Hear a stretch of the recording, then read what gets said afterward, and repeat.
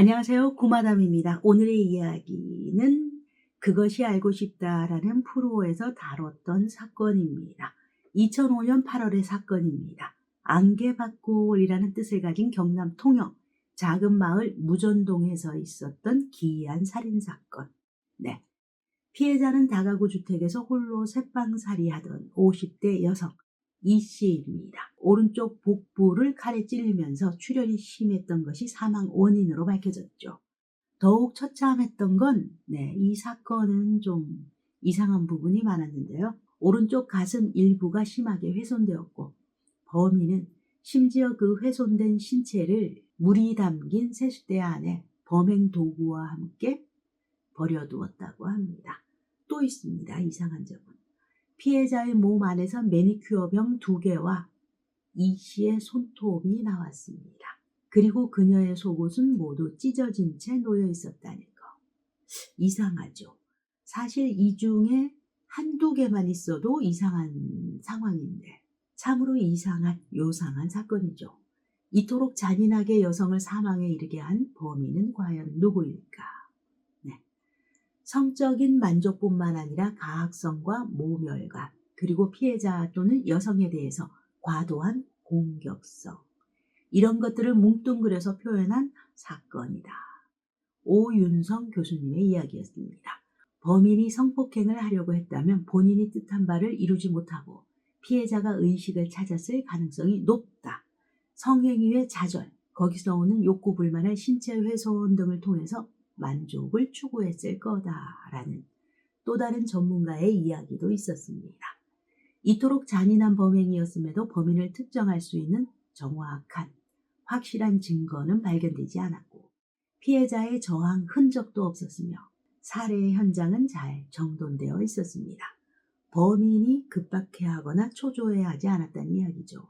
아주 침착한 범인인 듯합니다.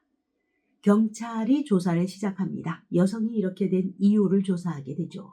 당시 원한에 의한 면식범의 소행인지 아니면 절도나 강도 혹은 폭행을 노렸던 범인의 우발적인 살인인지 현장 증거만으로는 쉽게 풀리지 않았던 상황이었고 범행의 동기도 범인의 실체도 알 수 없었습니다. 곧바로 대대적인 수사가 펼쳐집니다. 우선 피의자 주변 인물들이 용의선상에 올라옵니다. 사건 발생 한 달 뒤 범인이 검거됐다라는 소식이 들려왔는데 그 용의자의 정체는 피의자 옆집에 거주하는 남성 박 씨입니다. 피해자의 현장에서 발견된 채모, 감정 결과 박 씨의 DNA와 일치했고 현장에서 발견된 피임 도구는 여기서 말하는 피임 도구는 콘돔의 포장지였습니다. 이것은 박 씨가 평소 사용하던 것과 동일한 것이었다고 합니다. 이렇게 증거를 가지고 추궁하자 박 씨는 범행을 시인합니다. 숨진 이 씨의 집에서 발견된 박 씨의 채모가 결정적인 단서였고 그리고 조사를 하던 중 그가 이 씨에게 1,500만 원 상당의 채무가 있었다는 사실, 사건 발생 전 이 씨를 폭행하기도 했었던 일 등이 드러나 눈길을 끌게 됩니다. 문이 열린 채 잠들어 있는 이 씨를 보고 지갑 속에 3,000원을 훔치려고 침입했다가 강간을 시도했는데 이 씨가 깨어나 저항하자 홧김에 살해했다라고 진술하게 됩니다. 그렇게 무전동 살인사건은 해결되는 듯이 보였습니다. 하지만 용의자 박 씨, 놀랍게도 1년간의 재판 끝에 대법원까지 갔고 최종적으로 내려진 사법부의 판단, 무죄였습니다.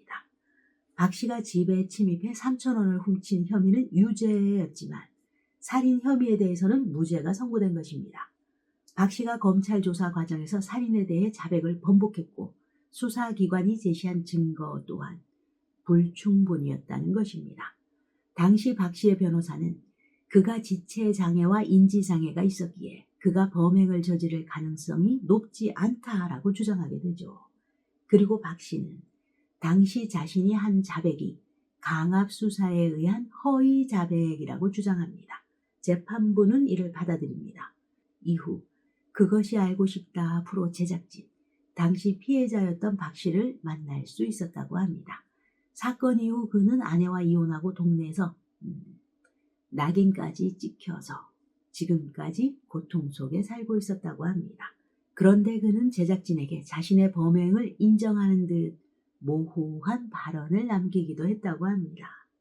PD님, 죄송한데 제가 그냥 죽였다고 하고 내가 죽으면 안 됩니까? 네, 이것은 무슨 말일까요? 다시 들여다본 그날의 사건 현장은 범인, 혈흔이 낭자한 방바닥을 닦아냈습니다.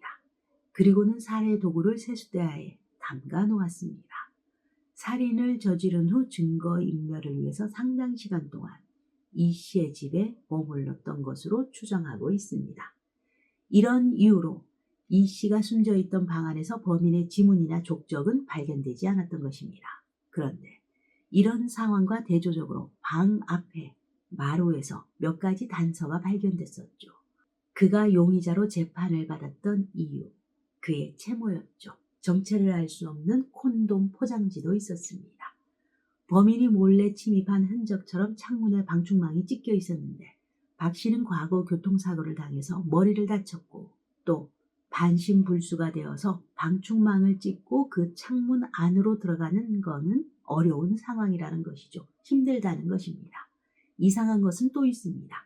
이 찢겨진 방충망으로 침입을 했다면 혈흔, DNA나 범인이 입고 있던 옷의 섬유 조직이 미세하게라도 발견되어야 하는데 전혀 없었다는 점. 콘돔 포장지 또한 같습니다. 포장지는 분명 박 씨가 소지한 것과 똑같았지만 사건 현장을 깨끗하게 치운 범인이 피임 포장지, 콘돔 포장지를 보이는 곳에 흘리고 갔다는 것. 이상하죠. 발견된 박 씨의 채모 역시 피해자의 몸 주변이나 방에서 발견된 것이 아니라 방과 떨어진 마루 바닥에서 발견되었습니다. 이런 단서들은 범인이 자신의 정체를 위장하기 위해서 만든 함정은 아닐까? 아니면 정말 범행 과정에서의 단순한 실수였을 것인가? 이 사건에서 박 씨 외에 또 다른 용의자로 사건 당시 용의자에서 제외되기는 했지만 피해자 이 씨와 관계가 있었던 최 씨라는 사람이 있었습니다. 최 씨는 이 씨와 채무 관계가 있었고 이 씨를 폭행했다라는 이야기도 들렸기 때문이죠. 그 외에 중요한 단서도 또 발견할 수 있었는데요. 바로 피해자 이 씨가 누워있던 돗자리에서 불상의 남성 DNA가 발견되었다라는 기록이 있었다는 것입니다.